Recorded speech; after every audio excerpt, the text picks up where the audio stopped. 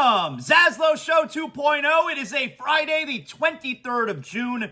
Good to have you aboard. We are a Blue Wire podcast presented as always by Anidjar and Levine, accident attorneys.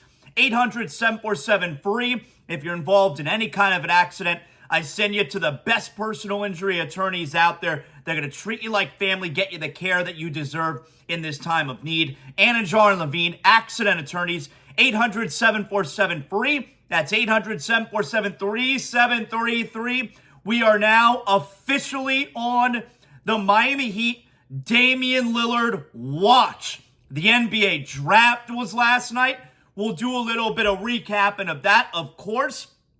Now we're going to have to start to look forward. The draft was kind of the tipping point. What direction are the Blazers going to go in? We now know the answer to that, which is they keep the number 3 pick and they select what ends up being Scoot Henderson. So now what do we do about Damian Lillard? So that's where we're at now as far as the Miami Heat are concerned. The Miami Heat did keep their 18th overall selection as well. Jaime Jaquez Jr., the newest member, or at least expected to be the newest member of your Miami Heat. So we'll talk a bit about that. It's Friday. You know what that means. We got big game or not a big game. It's the weekend. You guys got to know. We got big movie or not a big movie. You got to spend that family time. You're looking for something to do over the weekend. There's some good stuff out there. We'll let you know about the big movies and the not big movies. So we're going to have a fun little show today. Make sure you like, you rate, you comment, you do all that good stuff. I always appreciate you guys joining us every single week, of course, as the show continues to grow. That's all because of you. It's all because of our great sponsors. We're all doing it together. So we're super appreciative all the way around.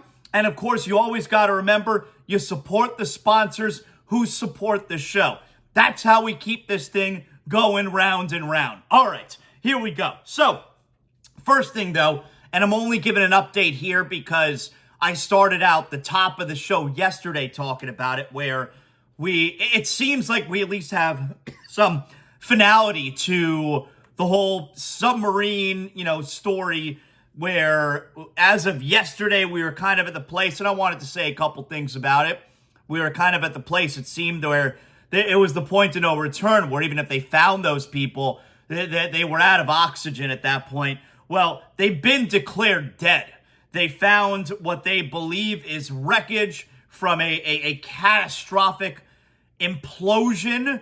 And I would say that's because we knew these people weren't surviving, and I would say that was probably the best case scenario, because I spoke about it yesterday where, I don't get the whole making fun of these people. I know there's a lot of that out there. I mean, it's not the way I would spend my money. I don't get it, but the part that really bothered me was the way that these people were likely going to die, which they're sitting in this coffin, this submarine coffin, the 5 of them, just waiting for their death.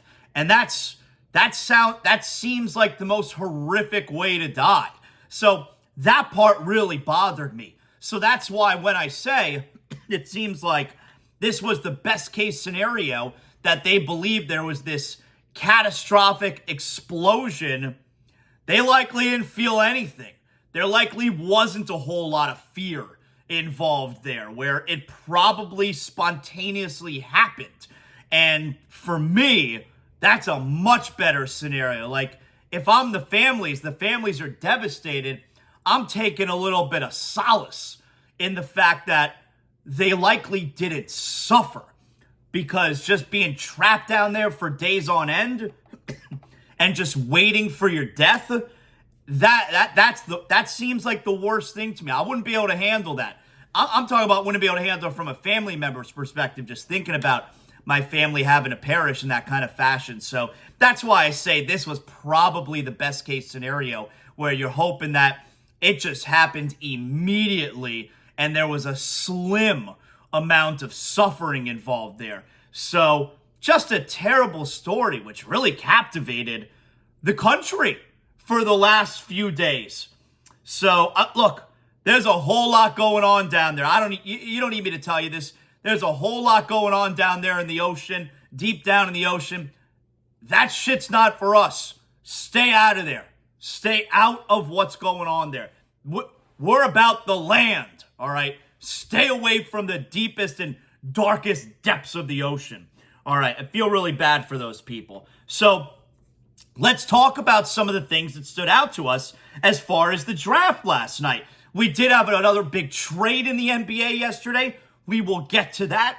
And we're officially on the watch now as far as the other big trades. So we're hoping that some dominoes are going to fall now after the draft last night, right? That was kind of like the tipping point where, all right, let's get to the draft. Let's see what goes down. And then we can move forward and have the consequences and repercussions of what took place in the draft. So that's where we're at right now.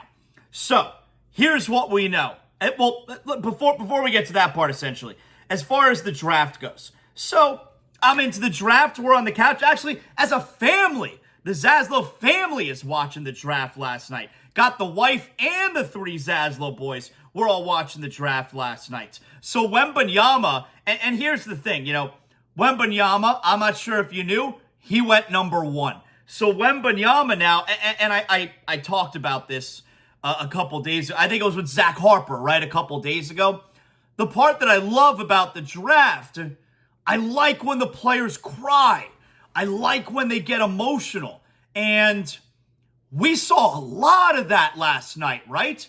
So I really dug that. I also thought a prevailing theme, so the players get selected, and then the player, usually with his parents, they go and they sit down on the couch with Monica McNutt. And I found one of the things I enjoyed, number one, a lot of emotional kids. Parents were keeping it together for the most part. A lot of emotional kids. I really dug that because it kind of feels like when you have that emotional reaction, I feel like you're showing everyone you really care. This is something that's really important to you. And if my team picked a player who cried, I'm like, all right, this is the kind of kid I like. He cares. And so that especially stood out when we're talking about Victor Wembanyama, because Wembanyama was very emotional. Very emotional. And he was sitting there with his brother and his sister. The brother was also emotional. But Wembanyama, he's hysterically crying. And why am I pointing this out? Victor Wembanyama has known for the better part of a year, over a year, he's the lock number 1 overall pick. He's had all the time in the world to prepare for this. He knows what's going to happen on draft night. He knows where he's going to go on draft night. He knows he's the number 1 overall pick. And he still is hysterically crying once he's selected. To me, if I'm the San Antonio Spurs, that's a great sign. This is a kid who cares so much. This is a kid who I feel like now is going to work his ass off to wind up being the best he could possibly be.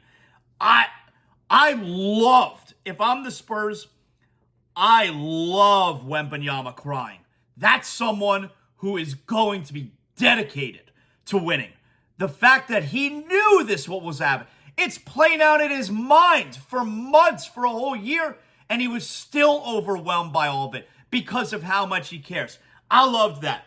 And then you had Brandon Miller. Now, Brandon Miller wasn't necessarily emotional, but you could tell that once he sat down there with Monica McNutt, that he's a hard worker, super excited.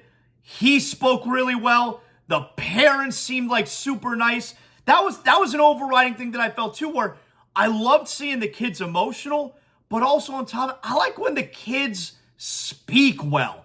And I thought there were so many, I thought most, if not all of them, really spoke well and were able to express themselves, their feelings, and talk in front of a microphone. I thought they all spoke, for the most part, really, really well. And I really dug that. You like that, okay? Because if you're a fan of the team, you want to hear from these kids. You want to see some emotion. And I thought pretty much all of them did such a great job expressing themselves. So I loved seeing that. And the parents, too. I thought all the parents there were really great, you know. I loved Brandon Miller's father who was saying, you know, once Charlotte gets to know my son, they're going to love him. I really dug that whole vibe, you know. And then the third overall pick comes, which, of course, is meaningful for us because I feel like going into the draft, all right, if you're a Heat fan and you want Damian Lillard to request out, I feel like what you're looking for is you want Brandon Miller to go number 2, and then Scoot Henderson has to be the number 3 overall pick. Now, we talked about this yesterday, right, with our guy from up in Portland, Danny Meringue from the Jack Ramsey's 1080 The Fan. There's a major redundancy when it comes to having Scoot Henderson and Damian Lillard together. But if you're a Heat fan, you're rooting for that because you can't pass on Scoot Henderson. He's probably going to be awesome. So you want Portland, you want Charlotte to select Brandon Miller, so Portland has to take Scoot Henderson, and B, you want Portland to keep the number 3 overall pick because they have to take Scoot Henderson, and it also is the sign of a rebuild as opposed to a sign of let's flip this pick for veteran help for Damian Lillard right now. Like back in the 2007 draft, the Boston Celtics had the number 5 overall pick, which ended up being selecting Jeff Green. But they flipped that number 5 overall pick to Seattle for Ray Allen because they're trying to win right now, and then they ended up making the trade for Kevin Garnett. You know, similar to that. The Blazers, they don't end up doing that. They end up keeping the number 3 overall picks. That's what you wanted if you're a Heat fan, that it gets to a place where they have to take Damian Lillard. And you like that because, look, the Blazers taking Scoot Henderson at number 3, no matter what the general manager is saying last night, the Blazers taking Scoot Henderson at number 3 is what we wanted because that's the Blazers doing what's best for the organization. That's not the Blazers doing what's best for Damian Lillard. And there's a difference there. The Blazers selecting Scoot Henderson is best for the organization because this is a guy who could be a star for you for the next 10, 12, however many years. The Blazers moving that pick for veteran help is doing what's best for Damian Lillard in the short term. That's not what you wanted if you're a Heat fan. You're a Heat fan, you want them making a decision that's best for the overall organization, and that could also possibly signal them then moving on from Damian Lillard. Also because maybe Lillard also sees the writing on the wall where it's, hey, we got a young player here who's going to take some time to develop. I don't have time for that. And also, you got a guy here who needs the ball in his hands. Guess what? I need the ball in my hands. Like, it really gets to a place where Damian Lillard needs to kind of buck up, if you will, and make a decision. Hey, I'm in it for the long haul, or you know what? Let's do what I think is best for me and what's probably going to end up, I know, being best for you. But I feel like it's like a game of chicken. Damian Lillard, because it's very much his brand, stays in Portland, smaller market, loves the city, loves the organization, doesn't want anybody to be mad at him. Great dude.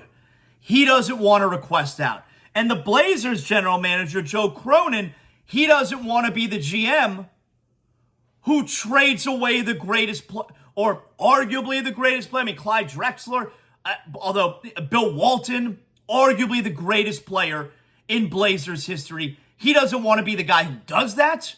And he also doesn't want to be the guy who does that and maybe it doesn't work out. That's the worst case scenario. So it feels like it's a staring contest between the two. And it really boils down to Damian Lillard going to them and saying, let's do what's best for me, and let's also do what's best for you.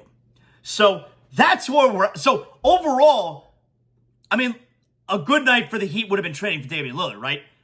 Outside of that, I think last night was a good thing for the Miami Heat. So, before we continue on here, like I said, we got a lot on the draft, a lot on the Heat. I got to tell you guys, on days like yesterday, it was a little bit rainy yesterday, not a ton, but on days like yesterday, you remember, hey, we can get some bad weather here in the summertime. And if you notice there's a leak in your house, you got to take care of that right away.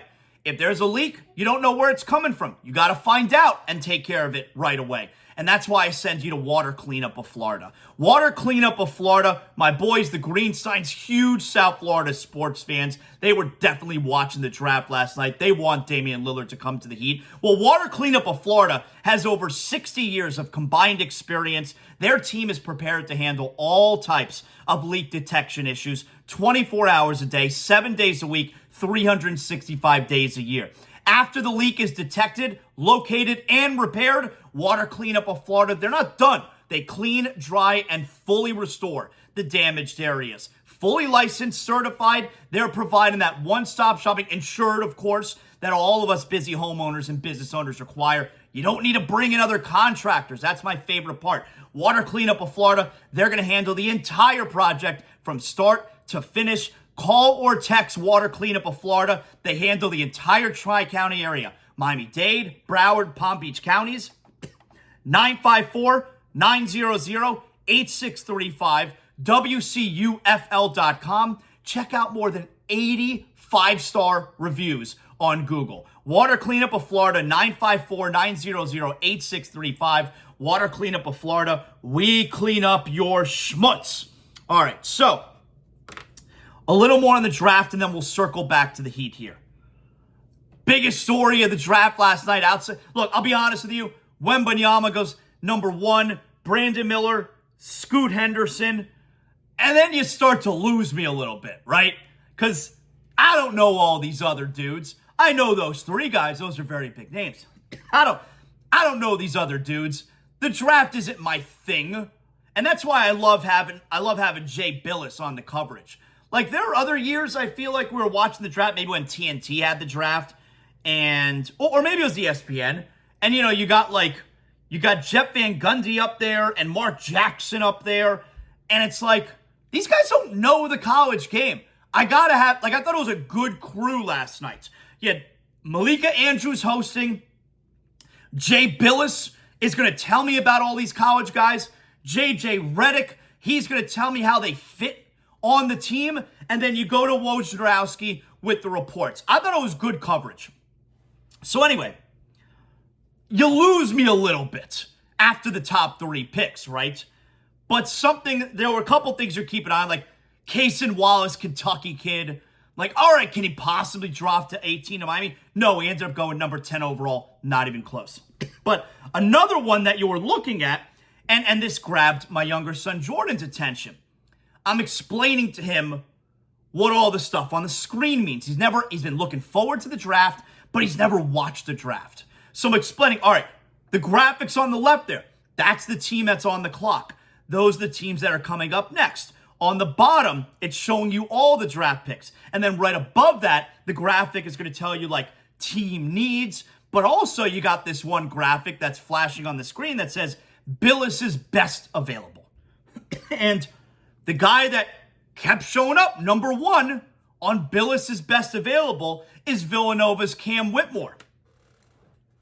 And I looked it up, and it looked like there's a medical situation maybe, and also some teams may not think he's a hard worker. So you got that going on as well. And you're going to drop a little bit. But he was number 1 on Jay Billis's best available, like right after the Thompson twins were taken. And they're Florida kids, so that's really cool. And they did Overtime Elite. Shout out Overtime Elite. My guy Ben, he works at Overtime Elite. That's how, he sent us a bunch of swag. My son's wears the Overtime Elite hoodie and the shirt. My older son really keeps up with this Overtime Elite.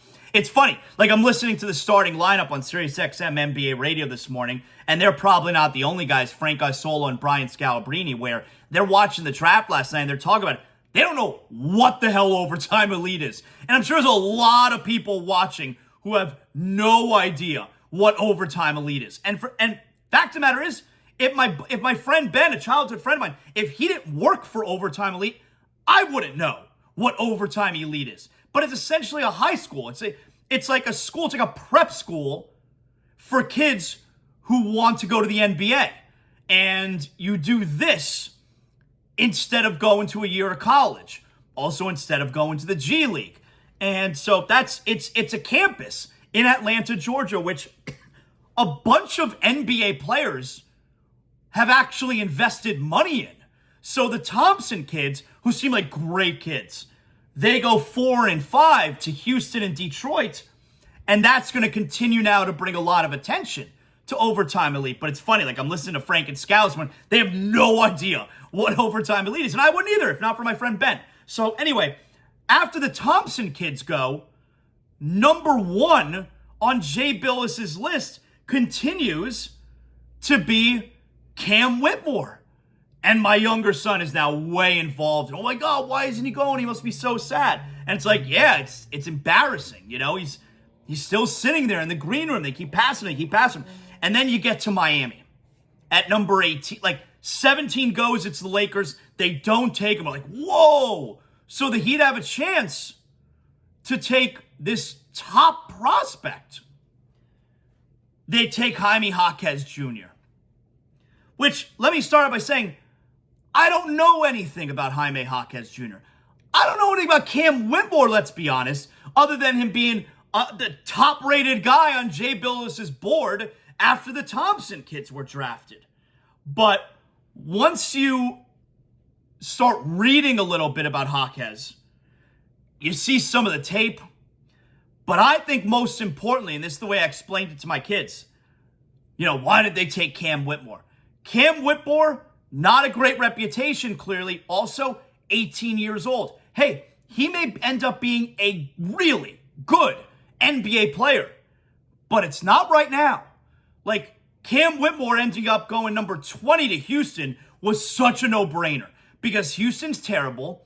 They're going to continue to be terrible, and they're going to take essentially projects.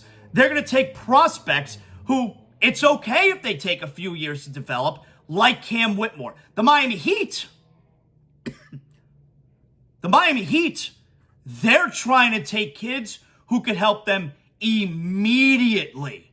And a 22-year-old kid in Jaime Jaquez Jr., who looks like he's got a big motor, can rebound, can defend, is going to hustle out there, and 22 years old, can contribute right now. I mean, he's Tyler Hero's age. He's older than Nikola Jovic. The Miami Heat are trying to win a championship right now. They want kids who can help them win right now. So from that perspective, why didn't they take the prospect Cam Whitmore? They took Jaquez Jr. because they believe he's going to help them win a championship right now. And I dig it. Like, I am totally good with that line of thinking. I am totally good with that pick. You know, I had some people message me on Instagram where I'm an influencer. ZASLOW, why didn't they take Whitmore? And that's what I explained. They're trying to win a championship right now. That 22-year-old can help them right now. You know, even a couple years ago, Precious Achiuwa.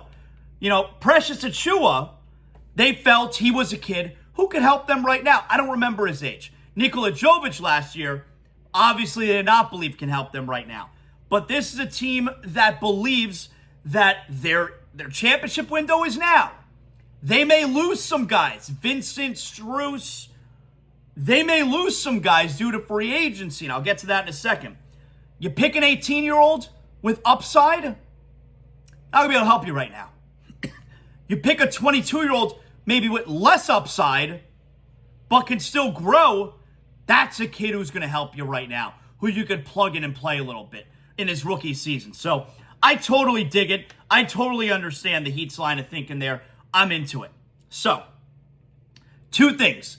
That's why they took Jaquez Jr. over a kid like Whitmore. And I think last night, from a Heat Damian Lillard perspective, I think last night was probably a good night for the Heat. That not only did the Blazers not trade their pick, but they ended up taking the very obvious choice of Scoot Henderson. That looks like a selection that's best for the organization, not necessarily what's best for Damian Lillard. And by the way, if I could add one more thing on Jaquez Jr., I'm listening to Frank and Scal this morning on SiriusXM NBA Radio. They had Andy Katz, ESPN college basketball analyst. Obviously he knows what he's doing.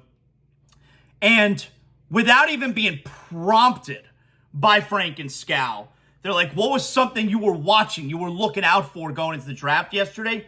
Just comes in heavy on, I'm keeping an eye on the Miami Heat at number 18. Jaime Jaquez Jr.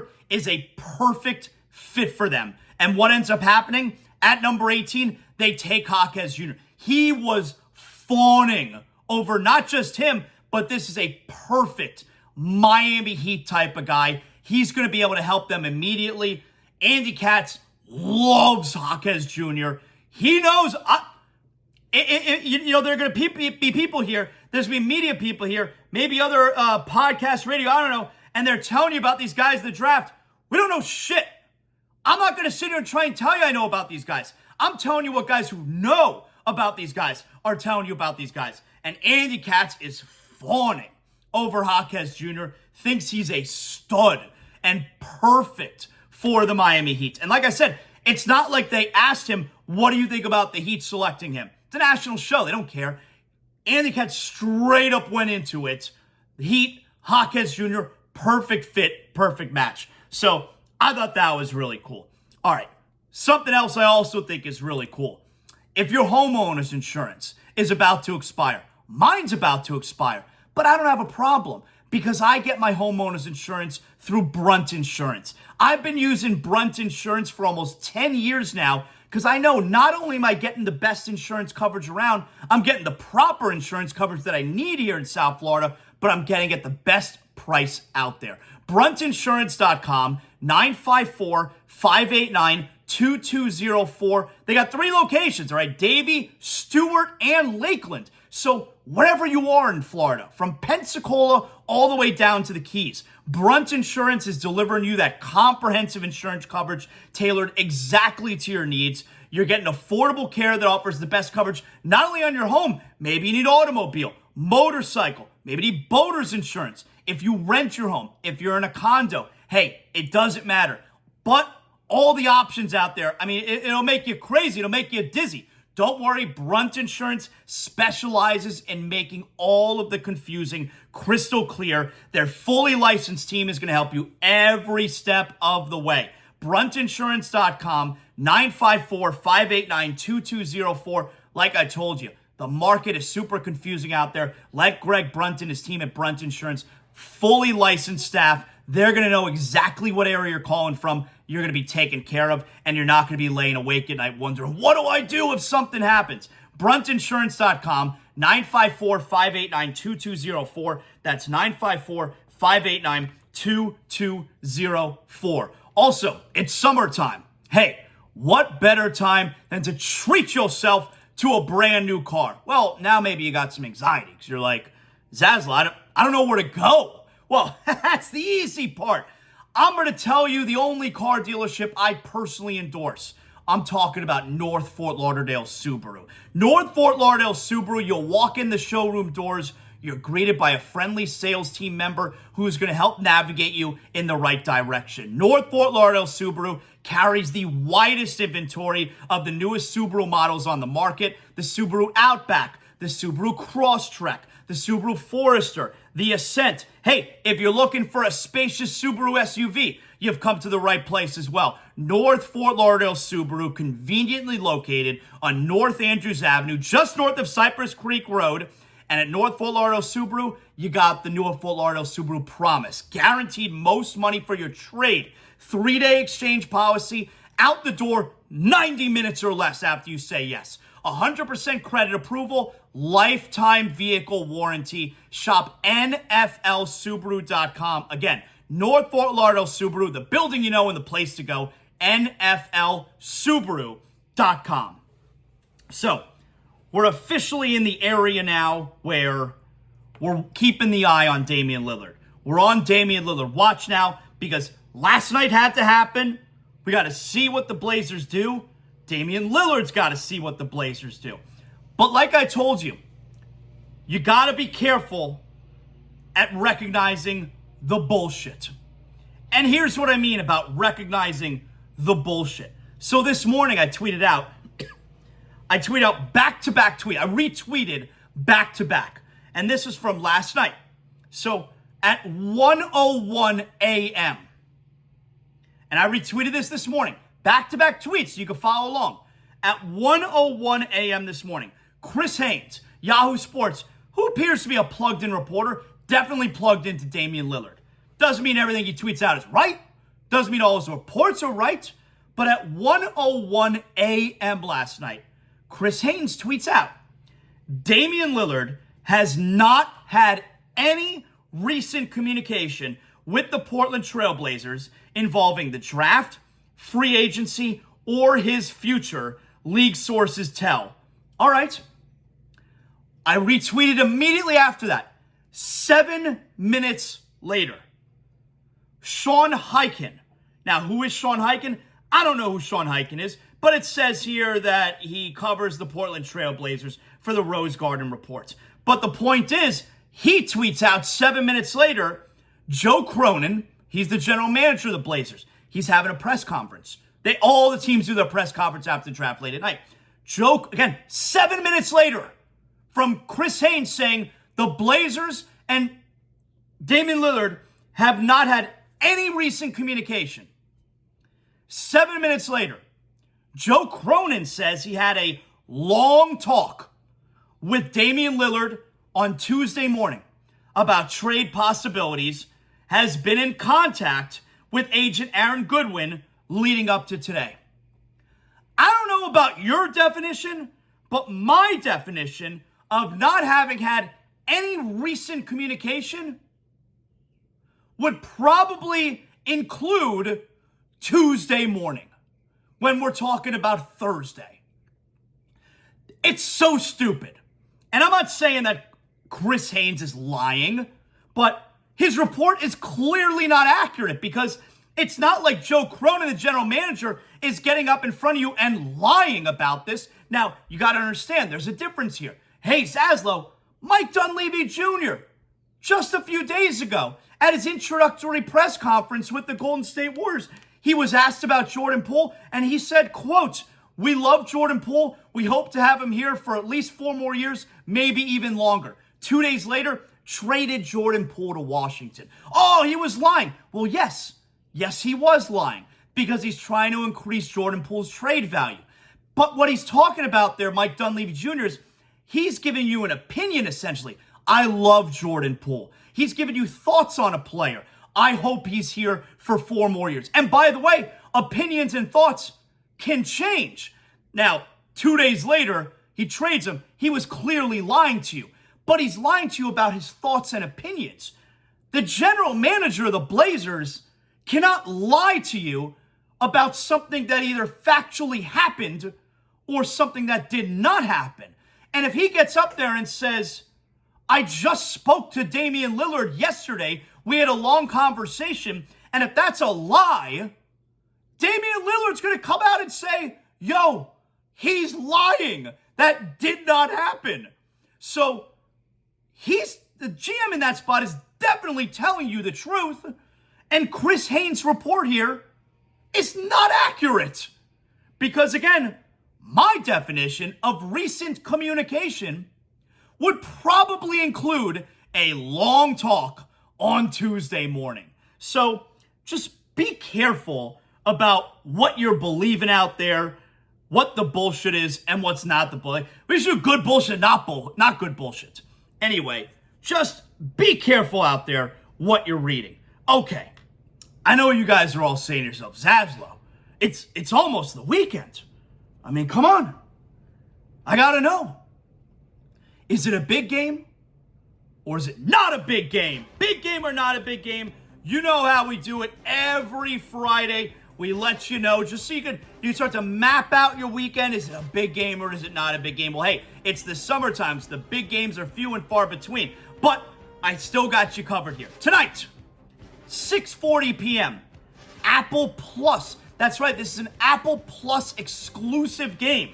Pittsburgh Pirates at your Miami Marlins. So if you don't have Apple Plus, you're not going to be able to watch the game tonight. It's not on Bally. Now, the Marlins yesterday rallied with a 5-run 8th inning, powered by a 3-run jack from Garrett Cooper. And the Marlins get a come-from-behind win, another come-from-behind win. Last night, it was against the Pittsburgh Pirates, and the Marlins won 6-4. They're back to 10 games over 500 at 43-33. The Pirates enter today 6 games under. It's a 4-game series. Jesus Luzardo, he struggled a little bit recently. Jesus Luzardo, he's on the hill tonight. Again, Apple Plus only. Pirates at Marlins. I'm going to go big game. There's not a whole lot else going on tonight. That's right. Marlins are 10 over. Take advantage of beating up on the bad teams, which is what they've been doing. You know what? I'm going to go Pirates at Marlins. Big game. How about that? All right. Tonight, 8 p.m., Fox. WWE SmackDown. Now, I don't believe the tribal chief Roman Reigns is going to be on the show tonight. He was on the show last week. But what kind of fallout are we going to have over the Usos betraying the bloodline? They're out of the bloodline, and now we're building up to bloodline civil war at Money in the Bank, which is next weekend. The Usos versus Roman Reigns and Solo Sikoa. WWE SmackDown tonight. That's a big game. Yup, that's right. And of course, you got the megastar LA Knight. He's on SmackDown. Obviously, leading up to Money in the Bank, we're way into that as well. All right, everybody calm down. Tomorrow night, 7:30, Apple Plus. Inter Miami at Philadelphia Union. Now, I don't know if you know, I'm an inaugural season ticket holder for Inter Miami. But that does not change the fact that Inter Miami is terrible. Now, we know Messi, he's supposed to debut, he's expected to debut in a league tournament game against Azul Cruz, I think they're called, on July 21st. That's when they're expecting him to debut. Cruz, not Azul Cruz, Cruz Azul. And it's the 23 Leagues Cup group stage. That's still a little ways away. Inter Miami right now, they are last place in the Eastern Conference at 5-12-0. 17 games, they've only won 5. They're terrible. They're terrible. They actually have the fewest points in the entire, fewest points in the East, third fewest overall, actually out West. LA Galaxy on Colorado are worse than them. But Inter Miami, they never win. So this weekend, matter of fact, in league games, oh my God, we're not talking about in other tournaments.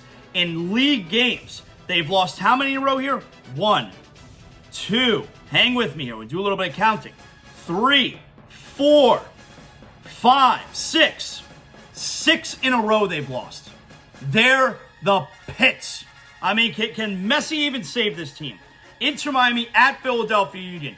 Not a big game. I'm an inaugural season ticket holder, but I can't help them. Not a big game. Finally, I got one more for you here. Sunday, 8 p.m. Pay-per-view. AEW Forbidden Door. Now, this is when AEW wrestlers fight New Japan wrestlers. The main event, you got Okada versus Bryan Danielson. Now, from what I understand, Okada is like New Japan's John Cena. You also have Kenny Omega versus probably the best wrestler in the world right now, Will Ospreay. That shit's going to be awesome. AEW Forbidden Door, that's a big game. And that right there is another edition of Big Game or Not a Big Game. Yes, you know what I'm talking about. All right. I do want to add, something that bothers me. All right, so let's do a little bit of NBA here. Something that bothers me about the new CBA, about how punitive it is, about, as Pat Riley would say, these draconian rules and regulations with the new CBA. I'm not sure if the Heat are going to be able to keep Max Strus and or Gabe Vincent. Now, if I had to choose between one of the two of them, it's easy for me. I go Gabe Vincent. I go Gabe Vincent because he plays a position that's in a little bit more need for the Heat. He's a better two-way guy. And I think Duncan Robinson is playable. And you cannot pay both Duncan Robinson and Max Strus. So if I had to pick one, I'd keep Gabe Vincent. But the Heat may not be able to keep either of them. And the Heat may look at it and say, hey, between Jovic and Highsmith, we're going to play those guys next year. Maybe even Jaquez Jr. a little bit as well. We're not going to spend on these guys because the tax is so punitive. And the thing that really bothers me is this new CBA with all the punitive taxes, it's bullshit because the Heat have developed undrafted players. And to keep them, they're going to be penalized for it. It's almost like you shouldn't have to pay the tax on players who you drafted or players who came into the league undrafted under your watch. If you want to sign outside free agents or get players in trade, okay, that you'll be taxed on. But to be penalized on either drafting and wanting to keep your own guys or developing undrafted players who you groomed through the G League and you're being penalized to keep those guys, that's bullshit. That seems like against the system that you've created. So that part sucks. And I really hope the Heat are going to wind up being able to keep Gabe Vincent. I hope they can keep Max Strus too, but I think Gabe Vincent is much more important to keep. I don't necessarily want to spend so much on Max Strus. But as far as NBA trades go, we're getting major Chris Paul, we're all sitting around waiting for a Damian Lillard trade. Chris Paul's been traded twice in the last week. And now, can we officially end the Chris Paul woe is me tour? Chris Paul, he's been traded from Phoenix. He doesn't have to stay in Washington. He's going to play for a championship club in the Golden State Warriors now, and he was guaranteed an extra $10 million. I mean, come on. Hey, Chris Paul, like I said, it's completely disingenuous how he's trying to play it up, how he was blindsided. No, you weren't. I knew about it. If I knew about it, you knew about it. So now he's going to go to Golden State. And the big loser right now is Jordan Poole. Think about this. Jordan Poole gets punched in the face. Jordan Poole gets assaulted by his teammates for everybody to see because the video then got out. And what's his prize? He gets assaulted by Draymond Green. Draymond Green is clearly now going to be re-signed by the Warriors. You can't... The only way Draymond was going to stay was if they got rid of Jordan Poole. And now by acquiring Chris Paul, they're telling you, yeah, we're still all in on trying to win a championship during this small window that's left. So Jordan Poole gets assaulted, and the fallout is Draymond Green is going to get his money, was never suspended, and Jordan Poole gets shipped to Washington. And by the way, to add insult to injury, in order to get the Wizards to accept Jordan Poole, the Warriors had to attach a first-round pick. The Wizards, Jordan Poole was traded for a 40-year-old, aging, pretty washed guard in Chris Paul. And to get the Wizards to take Jordan Poole for that guy, the Warriors had to also add a first-round pick. Now, I understand that first-round pick is in like 52 years from now. It's in 2030. But they still had to attach a first-round pick to Jordan Poole to get the Wizards to take him for a player they never had any intention of keeping in Chris Paul. Jordan Poole comes out the big loser in this situation. That sucks for him. That sucks. And he got punched in the face for everybody to see. That sucks. All right. You guys are sitting around yourself. You're saying, ZASLOW, there aren't that many big games out there. Maybe I want to go do some family time this weekend. Maybe I want to see a movie with my kids. Well, ZASLOW, I got to know. Is it a big movie or is it not a big movie? Big movie or not a big movie? Every Friday here, especially during the summertime, here's what we got. The first movie is called No Hard Feelings. All right, No Hard Feelings. It's rated R. It's got language, brief drug use, sexual content, some graphic nudity. It's a comedy. It's out in theaters today. It stars Jennifer Lawrence, Andrew Barth Feldman, Laura Benanti, Natalie Morales, Matthew Broderick. How about that? Here's what it's about. On the brink of losing her childhood home, Maddie discovers an intriguing job listing.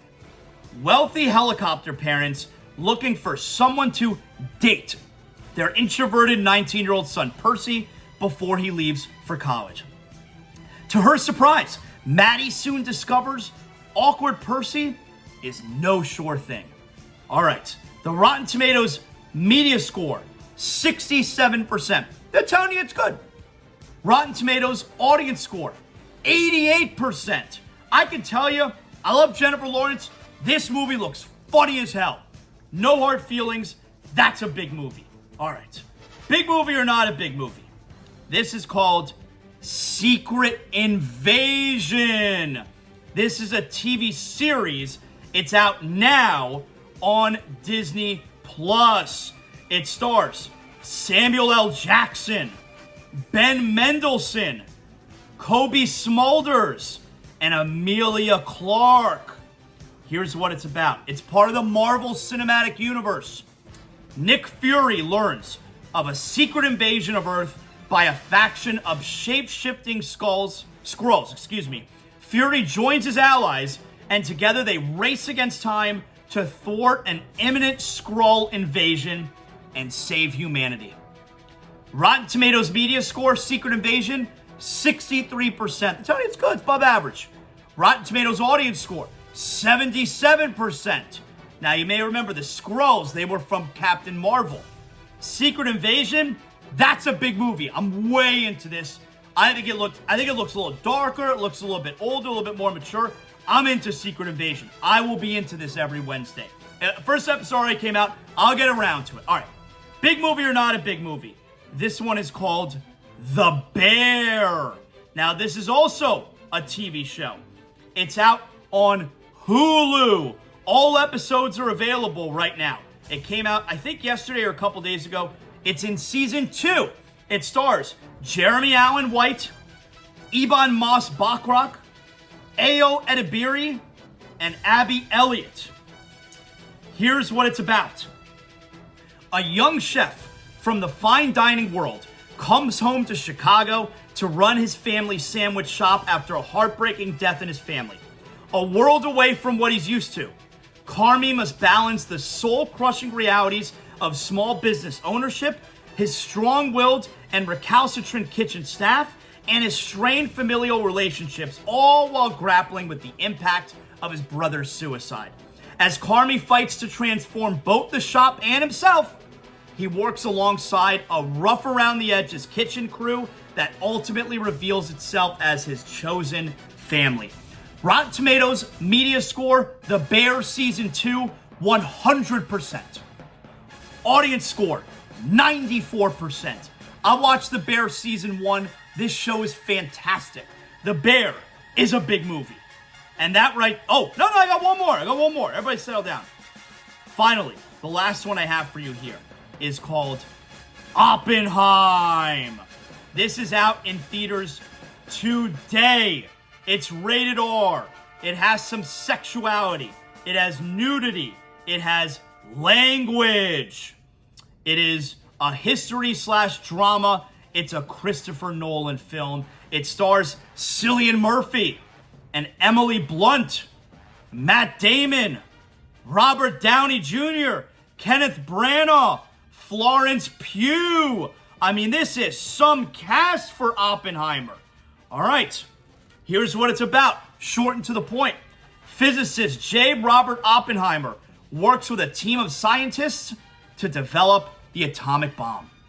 There are no media or audience scores out. There have been no advanced screenings for the 3-hour running time Oppenheimer. I'm into Christopher Nolan. I didn't even like Tenet, all right? But I'm into Christopher Nolan. Everybody likes Cillian Murphy. Oppenheimer, that's a big movie. And that right there is another edition. A big movie or not a big movie. Yes, there you have it. Hey guys, I gotta tell you, I've never slept better in my life. And that's because for the last, 3.5, 4 months, I've been using Sheets and Giggles. And now the entire family, you know Sheets and Giggles, come on. They also sponsor the Greg Cody Show podcast with Greg Cody. You've seen them on the Levitard Show. That's when you knew the ZASLOW Show 2.0 was taking off. When my man Colin, founder and CEO of Sheets and Giggles, huge South Florida sports fan, that's when he and Sheets and Giggles jumped on board ZASLOW Show 2.0. And now it's the only place we're ever going to shop to get our bedding. I got the fitted sheet, I got the comforter, I got the blankets, I got the pillowcases. I sleep on a eucalyptus pillow. SheetsGiggles.com. Use promo code ZASLOW. Your first order upon checkout, 20% off the order. Just like the ZASLOW family, you're never going to shop anywhere else for your sheets. And now you're one of over 100,000 Americans who are sleeping on Sheets and Giggles, naturally softer, cooler, and more breathable sheets. SheetsGiggles.com. And of course, it's the weekend time. Hey, you looking for that beer? You looking to relax at the pool? You can have some friends over? Official beer of ZASLOW Show 2.0. Johnny Cuba. It's a lifestyle brand. European roots of the Caribbean soul. My man Juan, he's the man behind Johnny Cuba. He introduced me to this refreshing German lager in a can. I love having him and Johnny Cuba on board as the official beer of ZASLOW Show 2.0. You're looking for where you could purchase a Johnny? Hey, if you can't find a Sedano's, Presidente, Winn-Dixie, just message me on Twitter. My DMs are open, ladies. Message me on Twitter or send me a message on Instagram where I'm an influencer, and I'll tell you exactly. Tell me where you are, and I'll tell you where in your area Johnny Cuba can be grabbed. That's right. Pick up a 6-pack of Johnny over the weekend. Remember, always drink responsibly. And don't forget Johnny Cuba's mantra, stay tranquilo, because more is always brewing. That's what I'm talking about.